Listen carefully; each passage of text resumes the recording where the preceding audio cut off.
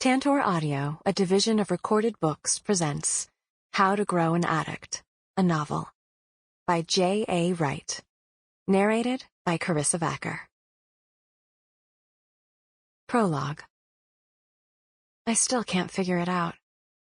How the therapist persuaded me to stay in rehab. Maybe it was her smile, or the way she motioned for me to sit down. Or perhaps it was the way she put her hand on my shoulder when she introduced me to the group. Most likely it happened when I saw her wipe a tear from her cheek after I lied to the group about my black eyes and broken nose. I sat and listened to the others talk about the trouble they were in, the kinds of drugs they used, what they drank, and how they liked to party, because I felt I owed her something for making her cry. I also felt like she wanted me to talk. But I couldn't. I wasn't like them. I didn't drink or take pills so I could party all night. I used alcohol and drugs to help me feel okay, to calm me down, to shut off the voice in my head that told me I was nothing. That's what drugs and alcohol did for me. But I wasn't about to tell that to them. I was going to get up and run when I heard one of the guys say, "Hey, Teach! How many sad shit stories am I supposed to tell you before you sign my court paper and let me out of here?" "As many as you got," she replied. "And if you're thinking some judge is the reason you're here, you're dead wrong. Drugs and booze are why you're here, why you're all here. And I happen to know a lot about both. I also know things will run a lot smoother if you understand your treatment plan doesn't include me hearing about your favorite color, your astrological sign, or the TV shows you like to watch. What I want you to talk about are your secrets. How about we start with the 3 that got you here? Everyone has at least 3. Only 3 things? I thought to myself. I have way more than 3. I'd never heard a woman talk like her, and I'd never considered that just 3 things could be responsible for all the trouble I was in. She was scary, but kind of nice, and I was curious. So I stayed. Chapter 1. I know a lot about trouble. Mostly about causing it and not much about staying out of it. It all started when I was 7 and began taking things. At first it was just money and candy, but as I got older and better at stealing, I began to take things just for the sake of taking things. I tried to be careful about what I took and who I took it from, and I hardly ever got caught. But every once in a while I made a mistake and took something that caused a problem. Like the time I took my brother Robbie's backpack from the player's bench and he had to walk home in the rain from baseball practice because the bus driver wouldn't let him ride without paying. A few days later, he came down with a bad cold and almost died from an asthma attack. I wasn't there to witness the attack, but I heard about it for years.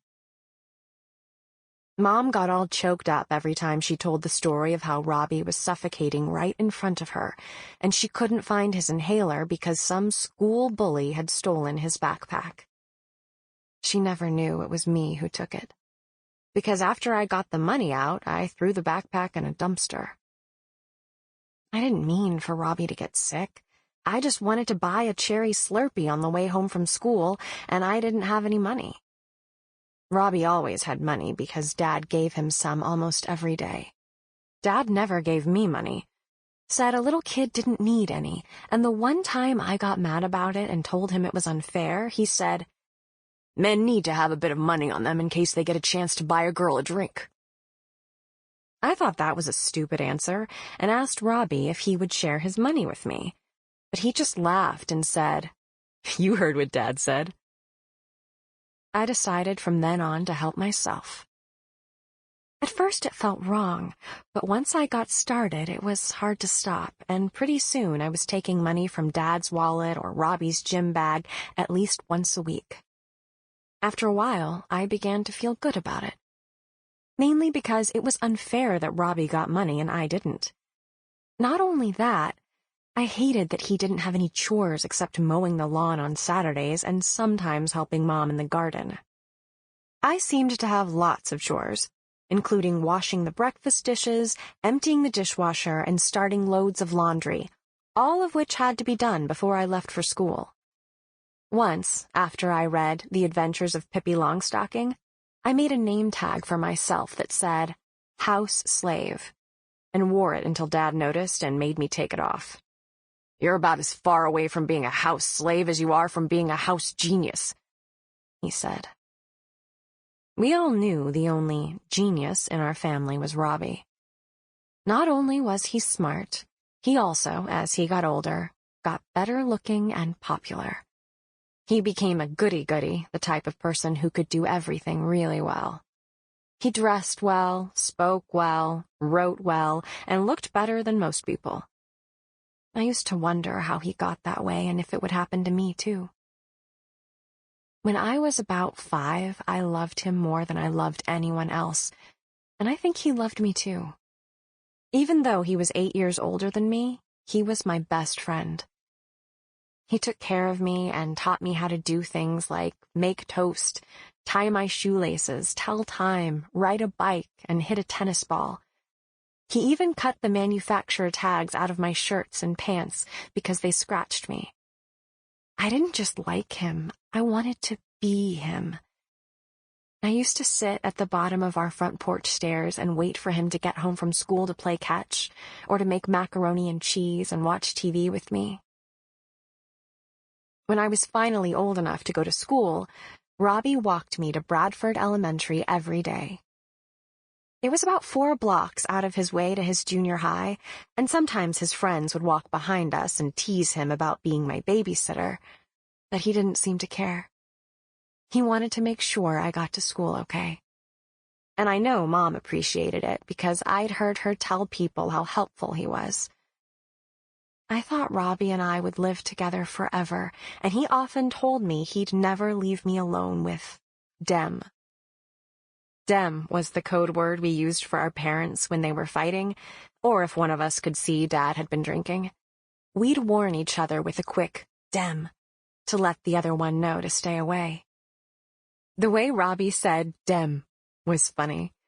It sounded like he had a mouthful of mud, and it always made me laugh. Just as funny were the times he'd write it out after he huffed on a cold glass window or used his food to spell Dem on his dinner plate.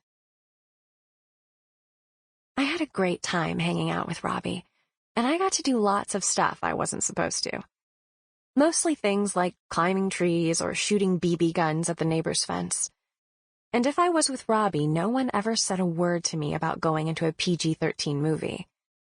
I even got to see Poltergeist when I was 6 because Robbie's friend worked at the theater and let me in for free. Afterward, Robbie swore he'd never take me to another movie because I insisted on sleeping in a chair next to his bed for almost a week. That's how long it took until the little girl with long white hair stopped appearing in my head every time I closed my eyes. Besides being a great brother, Robbie was especially good at baseball, probably because he was tall and thin and could run super fast. I liked to watch him play from the backstop area, just behind the umpire and catcher, because it was a good distance from Dad. Dad always stood on the left field sideline because he said the umpire, coach, and players could hear him best from there. I hated it when Robbie's friends, or their parents, would look over at Mom or me when Dad was yelling at someone. It made me feel bad, and sometimes Mom and I would leave because we were embarrassed. If Robbie had his way, Dad would never have been allowed to attend any of his games. Dad thought the coach was a moron, and that the umpire didn't know shit about shit. And one time he called Robbie's coach a fucking pussy, and got into a fight with the umpire, who'd stopped the game and walked over to Dad. "You're gonna have to shape up or leave," he said. Dad grabbed him by the neck and pushed him to the ground. He was just about to kick him when Robbie's coach ran over and told Dad to back off. Dad said a few nasty things about the umpire's wife, and then told Mom and me to follow him to the car. I was happy we were leaving, but instead of getting in the car, Dad got a hunting knife out of the trunk and slashed the coach's tires. He mumbled something about showing him as he got into the driver's seat, and I heard Mom say, "I don't understand why you have to ruin things for everyone." I didn't see him slap her. I only heard it, and then heard Mom scream. I wanted to get out of the car and run away, but I couldn't make myself open the car door, so I slid down onto the floor and covered my head with my sweatshirt.